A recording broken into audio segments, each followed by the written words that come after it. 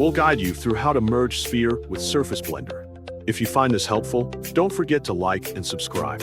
People search for this tutorial because many beginners using Blender struggle to properly combine objects and understand how different methods affect geometry.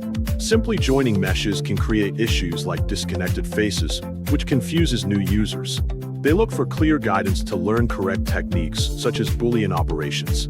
This tutorial helps them improve workflow, avoid common mistakes, and create cleaner, more professional 3D models with better structure and visual results. First, open Blender on your desktop to begin the process. Once the program is ready, press Shift and A on your keyboard to open the Add menu. From the options, go to the Mesh section and add a sphere to your scene. After adding the sphere, move it next to the default cube so both objects are clearly visible.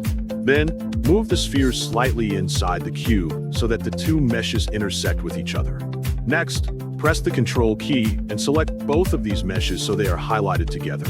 After selecting them, press Ctrl and J to join the two meshes into one object. This method will combine both meshes, but the faces will still be disconnected, meaning they are not fully merged. Now, for the second method, start by selecting the sphere first. As before, move it slightly inside the cube so the shapes overlap. Then make sure the sphere is selected properly before continuing. Go to the Modifier tab located on the side menu of the screen. From there, add a modifier and look for the Boolean modifier in the list.